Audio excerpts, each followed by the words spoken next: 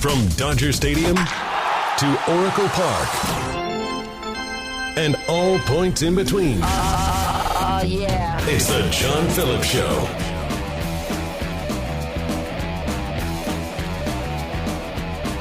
And we continue at 2:06 in the afternoon on the John Phillips Show. Mr. Randy Wang's across the glass. John, and yet another spectacular Oakland story. Students on the rowing team at Oakland Unified have to avoid all of the abandoned boats. Who else are we going to call Superman? Or are the pirates still there? There's piracy, and there's also a lot of people living off the grid. Now, I just want to be clear. There are pirates in Oakland, and they lost the Major League Baseball team, so they're not from Pittsburgh. That's true. And they're not the Raiders because they left a while ago. And it's not Johnny Depp because even he has the sense not to go there. It's a lot of crime now. What are you going to do? 800-222-5222 is the telephone number, 1-800-222-5222. It is our pleasure to welcome our next guest to the program. He is the ABC News legal analyst and the host of the Too Many Lawyers podcast, which you can download wherever you download your favorite podcasts. Royal Oaks, welcome. Hey, thanks a lot, John. Happy Friday. Well, happy Friday to you as well. Let's start out. I have a theory, by the way. Yeah. The more enthusiastic a person is when they sap you, the more they hate their job. I don't know. I'm no psychiatrist, but that's my working theory. I'm sticking to it. Well, who knows? Maybe you could be one of those self-help book authors, and you could expand on that. Dale Carnegie died a wealthy man. All right. So let's get started with the big news of the week. The feds have come out and said that the Eaton fire, which is the fire that destroyed Altadena, portions of Pasadena, that Southern California Edison is responsible for that fire. We know that there are attorneys who have already filed lawsuits against Southern California Edison, and this happened very early on in the process. Not long after the fire started, there was video that came out, multiple videos, that appeared to show the ignition point of that fire. It was Southern California Edison equipment that was not supposed to be turned on, that clearly was on, and something happened there, and now the feds are saying, that is how that fire started, and if that's true, and if Southern California Edison is liable for the fire and the damage that the fire caused, oh boy, Royal, I'm sure there's going to be a number that's going to pop out of this that I can't even grasp. Yeah, no, it's huge business. And of course, in a way, we've seen this movie before. Sadly, we get big, serious fires every few years in the Southern California area, and it always seems to relate to the same. Well, the utility caused it. They were negligent, and the law is very hard on utilities. It's difficult to win a suit. We're talking about eye-popping numbers. I mean, claims in the $40 to $45 billion range. The lawsuits are alleging that, the transmission infrastructure sparked the Eaton fire. But really what it boils down to is that traditionally, John, the utilities try to make up all of the costs they have to pay from lawsuits after big fires by passing along the rate increases. And these lawsuits are now wising up, and they're saying, oh, by the way, Judge, we not only want billions ordered against the utilities, we want an order preventing them from trying to pass it along to the customers. So, I mean, you could wind up with bankruptcy situations, but the bottom line is, everybody is getting serious. The Department of Justice, as you say, has filed these 2 new civil suits, and there are a bunch of other suits by LA County and a bunch of other cities. And the whole question is going to be, were the utilities negligent in causing the fires? If you are the plaintiff's attorney here and you are making the allegation that Southern California Edison is responsible, how important is it to go to the judge, to go to the jury with a report from the federal government saying that the federal government determined that Edison was responsible, not some investigator that the plaintiff's attorney hired, not some university, some professor at a university somewhere, not a think tank somewhere, but the federal government? Yeah, that's a great question. It's huge because, as you suggest, in any kind of big time lawsuit, whether it's this sort of multi-billion-dollar thing over who caused the fire or some antitrust deal or whatever, you always have these dueling experts. And what do you know? No matter how many PhDs they have after their name, both sides can find somebody to say it's something diametrically opposed to the other guy. And so then you just duke it out in court, and who's has the best smile for the jury. But if you could get somebody who is seen as independent, absolutely, that is going to be a real head turner for the jury. Now, the only possible problem with that, John, is because now it's the U.S. Department of Justice and the federal government filing 2 civil suits where they're seeking tens of millions of dollars. Arguably, you could say, well, if anybody is kind of affiliated with the federal government and is presenting themselves as some sort of independent expert, are they really independent, or are they affiliated with the federal government? It's kind of like my cousin Vinny. When Marissa Tomei testifies as an expert for Joe Pesci, she's not exactly independent. She's his fiance. So that's the only fly in the ointment there. How about these people who say, you know what, I want to sue the California Public Utilities Commission too? Because the Public Utilities Commission is supposed to regulate these utility companies, supposed to make sure that their equipment is safe. If the equipment is not safe, they're supposed to smack them around and force them to fix it. Clearly, the CPUC didn't do their job. Let's sue them. Yeah, that's absolutely an option. I mean, in a way, sometimes it's dangerous to point the finger of blame at 2 different parties.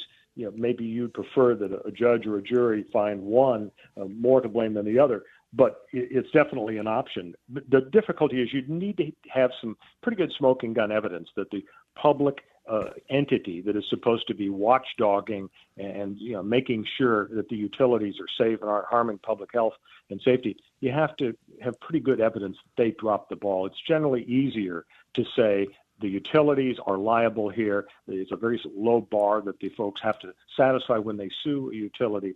The bar is higher if you're going to say that a governmental entity that's supposed to be watchdogging this actually bears some of the blame.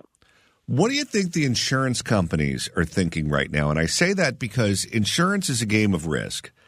And right now, we now have the federal government saying there is faulty equipment that the utilities have, that the CPUC clearly isn't catching, that are starting fires that are creating billions of dollars worth of damage. If that equipment started that fire and they're negligent in fixing their faulty equipment, my guess is they have faulty equipment all over the place that could theoretically start a fire that's just as deadly and damaging as the one that we saw in Altadena and other population centers in Southern California. If you're the insurance company, to my mind, and you want to go in front of the insurance commissioner and ask for a rate hike, and you're asked to prove that the risk is greater than it was before, well, now not only can the plaintiff's attorney cite the federal government as their source, now the insurance companies can go in and say, this didn't come from our company, this didn't come from our industry, this came from the federal government, and they're the ones that say that we're assuming much more risk than we thought we were. We need to raise the rates, and this is our proof as to why. You're absolutely right. That creates a whole new hornet's nest with gigantic dollars at stake. And it kind of has 2 parts. So you got all these big insurance companies insuring individuals that had fire damage and insuring utilities. So the question is, does the actual policy issued by the company to the person who's getting blamed for the fire, does it really show that the insurance company has to pay? Now, sometimes policies say, well, of course we'll pay if you are liable, but not if what you did was really, really bad, like intentional or reckless. That could limit the insurance coverage. Then the second element is the one you mentioned. The insurance companies are regulated by the Department of Insurance in California. The commissioner runs the show. And it's not just the market system, Wild Wild West in insurance. There's a law in California that says every rate has to be, it can't be excessive, it can't be inadequate, too low for the risk, and it can't be discriminatory. So every time you want to raise your rate, because you can show with your actuaries, oh my gosh, we're going to go broke if we don't raise it, you have to get it approved by the Department of Insurance. And the Department of Insurance traditionally is not friendly to the industry because the insurance commissioner wants to become governor. Has never happened since they started electing them in 1988. But they always look in the mirror and see the next governor, and they know they have to be really tough on the insurance industry to get to the governor's mansion. So, yeah, it's a big mess. I know people hate insurance companies, and I know rates are going up in California, and a lot of these companies aren't paying out on the claims in Pacific Palisades and Altadena and elsewhere. But looking at this fairly, I don't know what the counter argument is when they say the risk is higher, we now have the proof, and we need to raise the rates. I don't even know what you say if you're trying to stop them from doing that. There isn't any logical and fair answer, especially when you factor in that it isn't just one or two or some little oligarchical cluster of giant insurance companies. There are literally thousands of insurance companies in California all competing for the business, the best service and the lowest price. And if you have a hating politician making an unfair determination, yeah, there is no logical answer, and it's just flat unfair. And, people don't feel sorry for insurance companies, but they leave the state, they go broke, stuff happens. Hopefully nobody shoots them in the back of the head on the street in Manhattan. We're speaking with Royal Oakes, co-host of the Too Many Lawyers podcast, which you can download wherever you download your favorite podcast. Royal, California Governor Gavin Newsom wants California voters to approve Prop 50, which would get rid of the congressional lines drawn by the Independent Commission, replace them with gerrymandered districts that politicians in Washington, D.C. drew up. He says it's necessary to block Texas from redrawing their lines and giving the Republicans an advantage in Washington. However, the Constitution says quite clearly that districts, congressional districts, have to be equal in proportion in terms of population. And Gavin Newsom will be using data that is 5 years old and data that is largely regarded as being incorrect because it happened during COVID when the snow globe got shaken. And we know a lot of people moved out of California to other states. We know a lot of people who stayed in California moved from population centers to the inland parts of the state, those sorts of things. He's going to use old data to draw new lines to give his party a political advantage. It's almost certain that those lines will not have districts, will not produce districts that are equal in population. How is this legal? Well, it's not legal. It's just such a ridiculous situation where, everybody knows that you're supposed to wait for the 10-year census and you figure out who's living where, and then you redraw the lines. You redraw the lines to make sure, per the federal rules, almost exactly you have to have the same number of people in each congressional district. Even if it's 1% off, the courts have struck it down and said, look, we don't need, absolute down to the one vote, but it can't even be as big as 1% off. So they're very serious about that. And as you say, it would be very lucky for Gavin Newsom if he were able to kind of redraw them to satisfy the equal population rule. But that's not even the biggest problem. The biggest problem, John, is that in addition to it being all the same number of people in each district, then there's a question of, well, are these districts gerrymandered with the ridiculous pictures we've all seen where politicians carve up a city, and you'll see you got a city with a really strong hold of the bad voters that somebody in power doesn't like. They just carve it up into 4 slices and attach each of the 4 chunks to districts where the party in power in Sacramento likes it. That's not illegal, unfortunately, under California law. If you are doing it for a discriminatory, illegal purpose, like on the basis of race, we're drawing these ridiculous lines, that you can challenge. But other than that, unfortunately, Gavin Newsom, if he can satisfy the one-man, one-vote deal, equal number, he'll be pretty free to gerrymander. And, obviously, you're just turning the whole system upside down just so he can compete with what Texas is doing. And then it's going to have a domino effect. Other states will join the parade, and it'll just keep a bunch of lawyers busy. But it's idiotic. They should just stick with the decennial census arrangement. Let's say the judge recognizes what you and I believe, which is that the districts are not all equal in proportion in terms of population, but it's a Democratic judge. Do you see a scenario where a Democratic judge who needs Democratic appointments to move up the food chain will block this Proposition 50 from going to the ballot? Well, the sad, discouraging fact is that judges in high-profile and politically sensitive cases almost always seem to vote the way the president who appointed them to the bench would like them to vote. And, that's a real shame, because when you put the black robe on, you're supposed to be absolutely, like John Roberts said, you're an umpire. You just call balls and strikes. But we all know, we immediately go to Wikipedia whenever there's a legal dispute, and let's see who the judge is. Wikipedia tells you who appointed them, and what do you know? Doggone it, they voted exactly the way that the president wanted them to. I mean, we saw just the other day with this judge in San Francisco, Breyer, ruling against Donald Trump in terms of him sending troops to California. Well, this guy is a very politically motivated appointee, and he ruled against Trump in June, and he got his hand slapped because the Ninth Circuit, liberal as it is, they overruled it. Now he's ruled against Trump again 2 or 3 days ago. Once again, the Ninth Circuit is going to look at it. It's just sad that you can predict how people are going to vote from the bench. We're speaking with Royal Oakes, ABC News legal analyst. Royal, the LAPD and the California Highway Patrol will be providing security for former Vice President Kamala Harris. She had her Secret Service detail taken away from her after 6 months, which is customary when you leave the White House for a vice president's. And now Gavin Newsom and LA Mayor Karen Bass say they're going to be the ones to provide the personnel and to foot the bill. Now, the problem here is she's no longer an elected official in the state of California.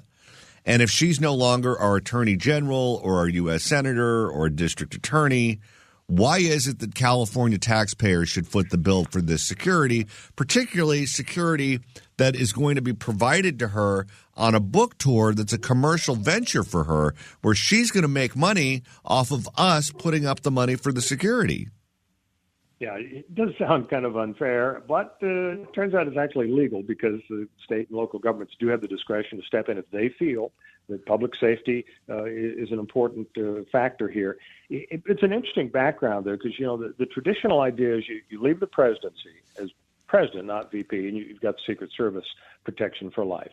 You leave the vice presidential office, and you've got Secret Service protection for 6 months. Now, in Biden's last months, he issued an order saying, okay, that's 6-month protection for Kamala from January to July 2025. I'm extending that by about a year. So that was the deal. Trump very recently hit the news by saying, I'm canceling that. She doesn't get any extra time. She just gets the regular 6 months. So that's it for her federal protection. The reason the state may do it is because under California state law, they have mandates like the LAPD and California Highway Patrol. They have mandates including we will protect public officials under certain circumstances, and includes not only the governor and all the lieutenant governor and the treasurer, but also visiting dignitaries. And they won't even tell us how much they're spending on this. They decline to disclose the line item cost, so we wouldn't be able to come up with a really accurate estimate. But generally, it's several $1 million a year for somebody like Kamala Harris to have around the clock staffing. So yeah, I mean, your point was the good one. She's wealthy. She's on a commercial book tour. She could hire private security at her own expense. So why should we have to pay for it? Why shouldn't she do the right thing and say, Doug and I, we're doing pretty well. The advance I got for this book, for the book tour I'm on, was probably $5 million. So I can pay a security guard out of that. All right. Royal Oakes, ABC News legal analyst and host of the Too Many Lawyers podcast, which you can download wherever you download your favorite podcast. Check it out, download it, enjoy it this weekend. Royal, thanks so much for stopping by. You bet. Thanks. It's the John Phillips Show. 800-222-5222 is telephone number, 1-800-222-5222. It is our pleasure to welcome former member of the Los Angeles City Council, Councilman Dennis Zine. Welcome. Good afternoon. And never indicted, never interviewed by the FBI. I want to add that. So you're the one. I'm the one who kept clean, followed the rules, stayed honest and honorable. Dennis P. Zine, where some of my colleagues are still doing time. And some might be doing some in the future. Yeah, the old Gray Bar Hotel, active with the former L.A. City Council member. Bad situation. Wake up, taxpayers, wake up. All right, let's talk about this mayor's race in New York City, because the socialist candidate, Mamdani, is the candidate who won the Democratic primary. New York City, obviously, is a heavily Democratic city, so if you're the Democratic nominee, that makes you a heavy favorite going into the general election. There are three candidates, or at least three bold-faced name candidates, who are still on the ballot, none of whom have dropped out of the race yet. You have the current mayor, Eric Adams, who there is speculation now that exists that he may leave the race to go become an ambassador somewhere, as Donald Trump wants him out of the race so that the anti-socialist, the anti-Mamdani vote can coalesce around one candidate. You have Curtis Sliwa, who did morning radio at our sister station, WABC, for years and years and years. He's the Republican. He's not leading in the polls, so they're trying to push him out. And then you have the former governor, Andrew Cuomo, who is in the race, did not win the Democratic primary, but is a candidate that is probably the most likely for everyone to get behind to prevent the socialists from taking over. Did you ever think in your time in politics that you would ever see a big city, a big important city like New York City, that is a global city, elect someone with those extreme beliefs to be the mayor, to be in charge of the police department, the fire department, the city itself? I never thought I'd see it. What about you? I never thought it could happen anywhere in America, never in America. But New York City, to have that type of individual, to have that type of support from the electorate in New York, it's amazing. It's frightening. It's scary. It's creating anxiety. And I think LA may be on the edge of maybe falling in tune with some of our council members that have similar beliefs.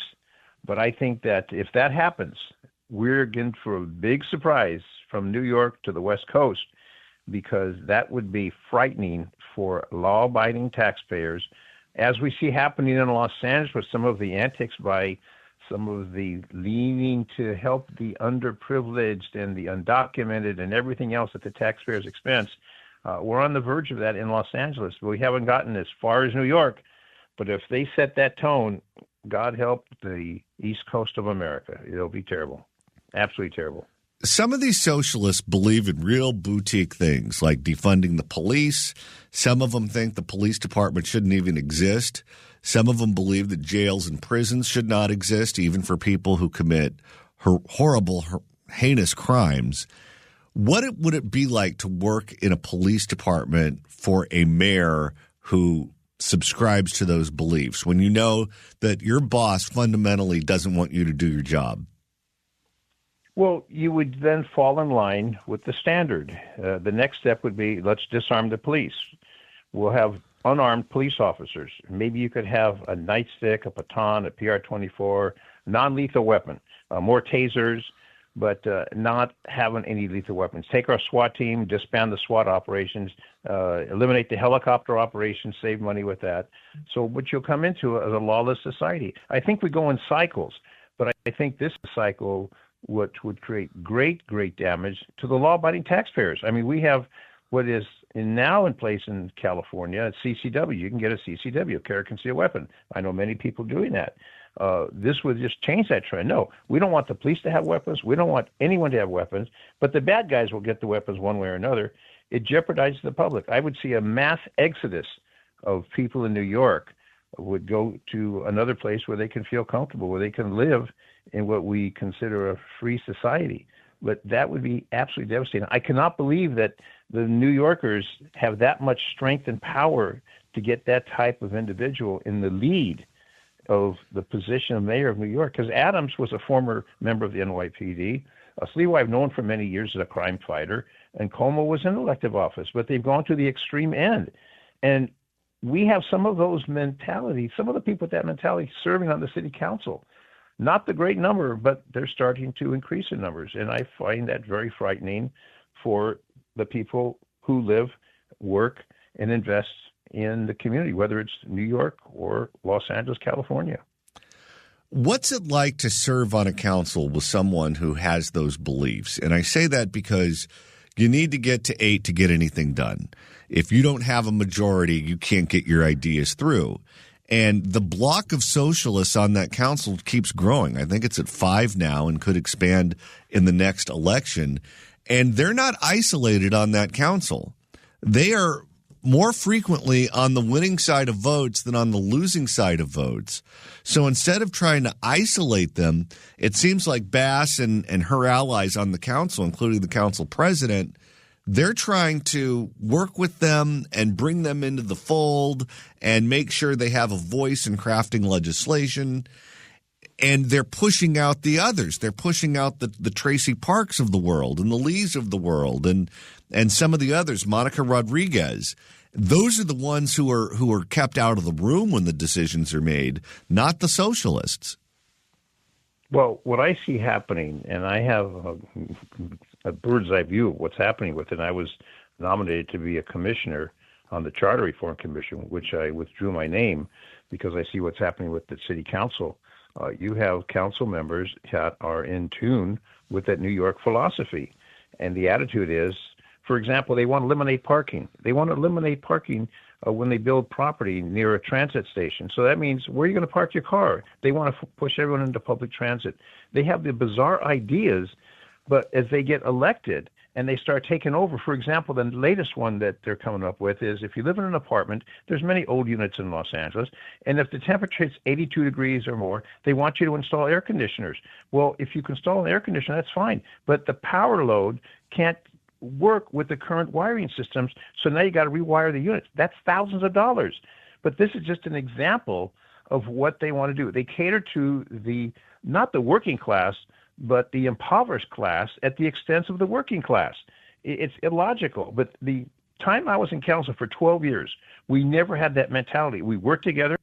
Not everyone liked everyone, but we all worked together in a cooperative fashion. I don't see that happening now. I see the city council really disintegrating the will of the public. And it's sad as we see it go more and more in the wrong direction. But you can see some of those have the socialist Democrats who want to do exactly what they're doing in New York. And as they gain more and more seats, you're going to find, for example, this move to expand the city council. They want to expand the size of the council.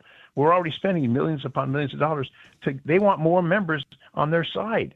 They want to take over, which means if you're living in Los Angeles, maybe you want to look at other areas of the United States of America where you can take your family and move in a comfortable environment and not go for what they are trying to achieve. And exactly what New York is doing, they're doing it here in Los Angeles on a smaller scale. But as their numbers gain, as our population gains, you're going to find this tragedy affecting Los Angeles, California, City of the Angels. There's a big push right now to get Spencer Pratt to run for mayor or run for some other office here in Los Angeles, as his home burned down in Pacific Palisades, his parents' home burned down in Altadena. He has been very vocal about what life has been like for fire victims and how difficult it's been to rebuild and to try to get their lives back together. He's been heavily critical, not just of Karen Bass at the local level, but Gavin Newsom at the state level. And when he was asked to run, he said, there's no point right now. And he said there's no point because with the way that money is laundered, where the money goes from the city to these homeless advocacy organizations or immigrants advocacy organizations or sexual harassment advocacy organizations, and then that money finds its way back into the political campaigns of the machine, they mint money. And if you're not part of that clique and you're not being provided with those resources and those campaign dollars that seem to be endless, then you're not going to win an election. I mean, hell, in the last election, Rick Caruso, who had unlimited amounts of money because he's a billionaire developer, still couldn't beat the machine. And Karen Bass still had the ability to get her name out there and to get her advertisements on television and radio and mailboxes and those sorts of things. What do you make of that argument that due to the money laundering through these organizations, which is completely illegal, unethical at a minimum, that you can't beat them right now in today's current climate? Well, I think once the people wake up, I think if you look at Nithya Raman, for example, and I think she's the first one that is of that accord who believes that we need to change the system. in Woodland Hills, the area that she represents, the central part of the South San Fernando Valley, Tarzan, Encino, et cetera. The people are rebelling, but there's people in the eastern part of her district that support that. But this mentality of the hard working class people being taken over, and some throw their hands up and just say surrender. And I know that I see hundreds of homes up for sale right now, which I never saw before. They're not selling. We're going through quite a crisis. But this city council, as they want to expand, as they want to bring in more of those and gain control. It's destruction of what Los Angeles was founded on, what it's been for many, many years. And it's not a racial issue. It's not an ethnic issue. It's an issue of what are we going to provide for the working class of society, not just the underclass. And if you look at the billions, not millions, billions that have been spent on homeless. And again, I've been on every single homeless count. It's a farce when they talk about numbers and how they're up or down 5 or 10%. It's a joke. You do it at night. You can't see what's going on. But they give these numbers. Oh, my God, we're down 10% or 5%, whatever. Everything that they're doing is orchestrated to an end. Like they want to add more council members, like they want to have their say. And if you're a working class individual in the city of Los Angeles, you're going to be the victim. You're the one paying for these giveaway programs. Have they been able to conquer any of the issues? The homeless problem gets worse and worse and worse. No, we need more money. We need more money. We need more programs. There's many programs. There's billions being spent. It's not getting any better. People need to wake up. But the politicians get involved. They get on the coattails, and the taxpayers are the losers. And the people who are orchestrating this in the socialist environment are winning the battle. And as days go on, they're going to win more battles. And the rest of us are going to say, we should have left Los Angeles. We should have gotten out. Now it's too late to get out. What do you make of the fact that San Jose and San Francisco appear to be zigging while everyone else is zagging? Both of those cities elected mayors who are public safety minded. They elected mayors who are friendly to business. They elected mayors who recognize that homeless encampments need to be taken off the streets when everyone else seems to be going in the opposite direction. Well, remember they used to say, well, we need the Supreme Court to make a decision. Judge Carter, we need this, we need that. They keep on making excuses. The Supreme Court has ruled you don't have the right to squat on public property. You don't have the right. But LAPD is told back off, back off, back off. When we talk about LAPD and the homeless population, currently there are 8,702 officers from the chief to the recruiting academy. 8,702. That's what the LAPD is made up of. You cannot police a city with nearly 4 million people with 8,702. It doesn't work. And the problem is it's getting worse. People don't want to join LAPD or law enforcement in Southern California. But this is reflective of the attitude of these people who have an attitude of take care of the underclass. Well, the working class is tired of paying for the underclass because the underclass doesn't want to get up off their duff and do anything. If you're a druggie, there's places for you. If you're mentally ill, there's places for you. But the place is not on the public roadway, the public sidewalks in the city of the angels. The angels left a long time ago, and they've left us facing poverty and desperation. So what we have is a failed system because of leadership. You look at Hochman, our DA, total opposite of what Gascon was. Hochman's doing a great job. He's holding people accountable. That's what we need to do. We can't just keep on caving in and caving in and caving in. And every time you see one of those council members who believes in this philosophy, oh, let's help the other people. Well, maybe you should help yourself and let the taxpayers have a break, because all you want to do is come back and jack up the taxes. Jack up this, jack up that at the expense, and then people are saying, we can't afford it. We can't afford it. So you know what? Finally, they'll decide, let's move to Orange County. Let's go to San Bernardino County. Let's go to Riverside. Let's get the hell out of Los Angeles while we can, because you'll be the last one out, turning off the light, and away you go. All right, Councilman, we have about 30 seconds left. You are participating in a big charity event. Can you tell us about that and how to help? World Children's Transplant Fund. This is a wonderful opportunity to help worldwide. And Chief Mark Croker, who retired from the LAPD a number of years ago, he started this program, World Children's Transplant Fund. We've got a big event happening at Galpin Motors over there in Sepulveda on Roscoe Boulevard in the 405. The event is on September 18th. It's a wonderful event. We encourage people to participate. You can get information on the internet at the WCTF@gmail.com.